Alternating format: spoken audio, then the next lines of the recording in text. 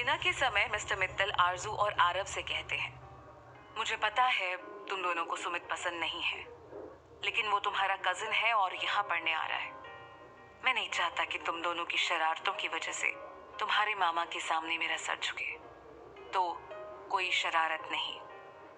पापा, आप चिंता मत कीजिए, हम दोनों की वजह से उसे यहाँ कोई परेशानी नहीं होगी। इतना कहकर आरव ने आरजू से इशारे में कुछ पूछा और उसने भी पलकें झपकाकर जवाब दिया और दोनों स्माइल करने लगे। अगले दिन, आज से सबकी लाइफ बहुत बिजी हो गई, पढ़ाई से लेकर प्यार तक। आरव और रेहान के बीच चूहे बिल्ली का खेल अब भी जारी है। रेहान आरव से छुपकर आरजू के साथ अकेले टाइम बिताना चाहता है, लेकिन आरव उसे अकेले छोड़े तब तो। इन सब से निपटने का रेहान एक तरीका निकालता है और अविनाश, परी और आरुषि को हेल्प के लिए बुला लेता है। कॉलेज के बाद सब आउट हाउस में जमा होते हैं। रेहान जानबूझकर परी को अविनाश के साथ और आरुषि को आरव के साथ काम करने को बोलता है। अब जो भी कहिए, अपना बंदा होशियार बहुत है। माना बंदे की लव स्टोरी अभी अभी शुरू हुई है, पर दोस्ती तो बहुत पुरानी है। और एक दोस्त के दिल की बात अगर दोस्त नहीं समझेगा तो कौन समझेगा। पहले दिन तो साफ सफाई करनी थी, जिसमें ज्यादा कुछ तो करना नहीं पड़ता। तो हमारे रेहान बाबू सबकी आंखों से बचते बचाते पहुंच गए अपनी आरजू से मिलने। लेकिन आरजू तो घर में थी ही नहीं।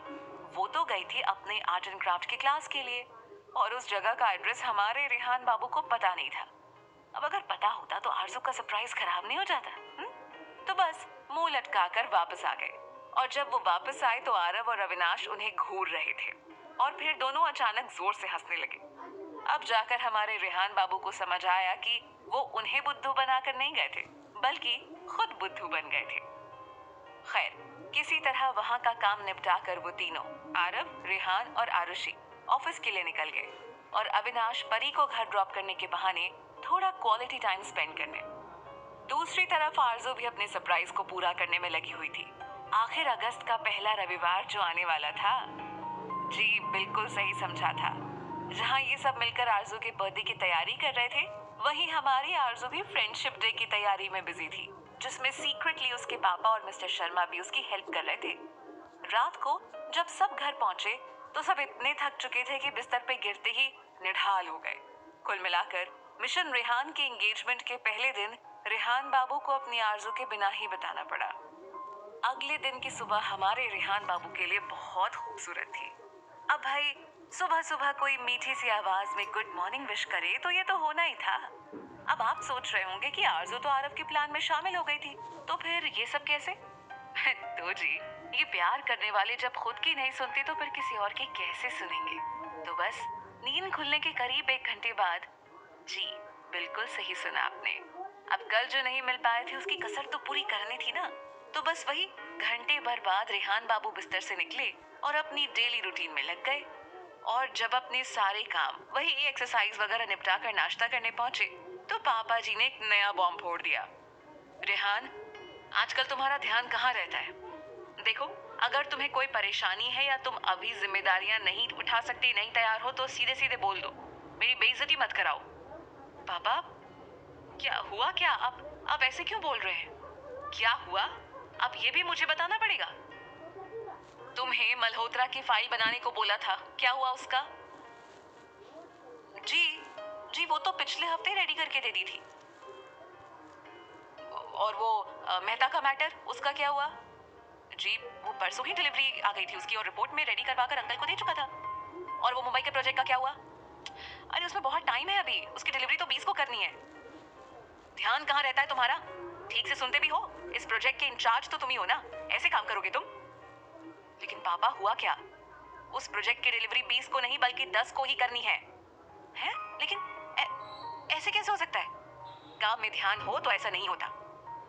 हाँ, ज्यादा मत सोचिए। मिस्टर रेहान शर्मा अपने काम को लेकर बहुत सीरियस भी हैं और अपने काम में परफेक्ट भी। और ये जो सब कुछ मिस्टर शर्मा ने अभी अभी कहा, वो तो मिस्टर आरव मित्तल के प्लान का हिस्सा था, जिसका तर्क उन्होंने यूं दिया कि चूंकि रेहान और आरजू बचपन से हमेशा साथ ही रहे हैं, शायद इस वजह से रेहान अपनी फीलिंग्स को समझ नहीं पा रहा है। अगर वो कुछ वक्त के लिए एक दूसरे से ना मिल पाए तो शायद अपनी फीलिंग समझ पाए। अब ये तर्क सुनकर तो पापा जी भी मान गए, मगर आपको तो सच पता ही है। दूसरी तरफ रेहान बाबू ये सोच सोच कर परेशान हो रहे थे कि अब इन सब के बीच वो अपनी आरजू से मिलने का समय कैसे निकालें। और फाइनली वो पहुंचे अपनी आरजू की शरण में। और जो रास्ता हमारी आरजू ने बताया जो कि असल में उन्हें आरव ने बताया था। वो तो उनके लिए किसी सजा से कम बिल्कुल भी नहीं था। लेकिन सुकून की बात तो ये थी कि आरजू ने वादा किया था कि भले हम ना मिल पाए मगर फोन पर तो बात कर ही सकते हैं। कुल मिलाकर रेहान का दूसरा दिन भी आरजू के बिना ही सुमित की स्वागत की तैयारी में गुजरा। आरजू के बर्थडे में अब बस 2 ही दिन बचे थे और लगभग सारी तैयारी पूरी हो चुकी थी। लेकिन इन सब के बीच जहाँ एक और अविनाश और परी के बीच नजदीकियां बढ़ रही थी, वहीं आरव और आरुषि भी अच्छे दोस्त बन गए थे। वहीं दूसरी तरफ सबसे बुरा हाल रेहान का था। पहले कॉलेज, फिर पार्टी, आउट हाउस का अरेंजमेंट और फिर ऑफिस। अगर कभी टाइम बच भी गया तो कोई ना कोई कुछ ना कुछ काम थमा देता। इन सब के बाद जब वो अपने कमरे में जाता तब तक रात के 2-3 बज रहे होते और इस टाइम आरजू से बात करना उसे सही नहीं लगता, तो वो वापस लैपटॉप पे काम करने लगता।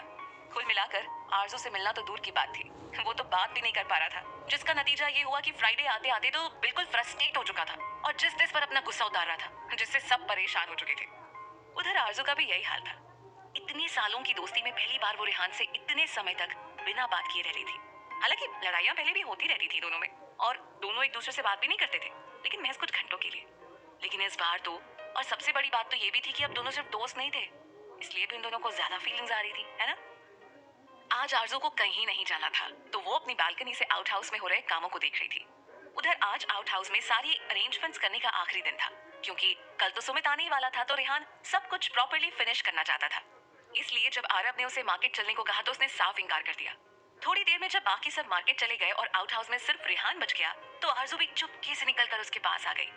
उसे वहां ऐसे देखकर पहले तो रेहान को यकीन ही नहीं हुआ और फिर जब आरजू ने उसे एक बार चिमटी काटी तो दोनों ही एक दूसरे को अपनी बाहों में ऐसे छिपा लिए थे, जैसे सीपी में मोती या फिर बादलों में चांद, या फिर शायद उनकी फीलिंग्स को इस वक्त कोई भी समझ ना सके। जुदाई, पता नहीं ये शब्द बना ही क्यों है, क्यों प्यार करने वालों को इसे झेलना पड़ता है, क्यों क्यों आखिर। खैर, आंखों में आंसुओं का सैलाब लिए दोनों दिल जब एक दूसरे से अलग हुए तो रेहान ने पहले अपने आसपास देखा और फिर उसे लेकर एक कमरे में चला गया जहां कोई भी उन्हें डिस्टर्ब न कर सके, या यूं कहें कि कोई भी उसकी आरज़ू को उससे अलग न कर सके। तुम ठीक हो? आप ठीक हैं? दोनों ने एक ही साथ पूछ लिया। फिर रेहान ने उसका चेहरा अपने हाथों में लिया, उसके माथे पर किस किया, फिर उसके सिर से सिर लगाकर थोड़ी देर तक उसकी सांसों को महसूस करने के बाद उसे टाइट से हक कर लिया। अपनी सांसों के बिना कोई कैसे हो सकता है? मेरी सांसें हो तुम, रूह हो तुम, मेरे दिल की धड़कन हो तुम हो तो ही तो मैं हूं। और फिर दोनों खो गए। आरजू ने उसका सिर अपनी गोद में रख लिया और बड़े प्यार से उसके बालों को सहलाते हुए बातें करने लगी। अब रेहान बाबू को पिछले दिनों न खाने की सुध थी और न सोने की, इसीलिए आरजू के गोद में सर रखते ही उसे नींद आने लगी और थोड़ी ही देर में वो सो गया। आरजू ने जब उसे देखा तो मुस्कुरा उठी। सोते हुए रेहान बहुत मासूम लगता। उस वक्त उसके चेहरे पर कोई डर, कोई चिंता नहीं थी। वो बस सबसे बेखबर आरजू का हाथ पकड़े सो रहा था, जैसे कोई मासूम बच्चा अपने प्यारे से खिलौने के साथ सोता है।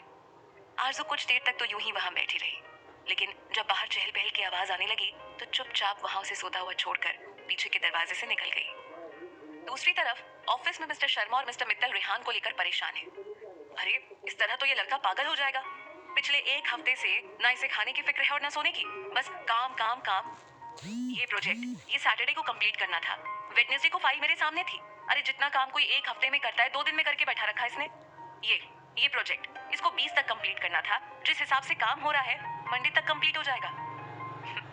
हम सब चाहते थे कि ये लड़का अपने कामों से निकलकर खुद पर ध्यान दे, थोड़ा जिंदगी, अपनी लाइफ एंजॉय करे, लेकिन इस तरह तो वो बिल्कुल मशीन बन जाएगा। नहीं, अब बस, अब और नहीं, बहुत हुआ मजाक। अब मैं उससे सीधे सीधे बात करूंगा और जो भी है उसे सब सच बताऊंगा, और आज ही, और फिर जो उसकी मर्जी। हाँ, यही सही रहेगा। आखिर हम लोग जो भी कर रहे हैं अपने बच्चों की खुशी के लिए तो कर रहे हैं ना, और अगर वही खुश नहीं है तो फिर इन सब का क्या मतलब। मैं भी आज आरजू से बात करता हूँ।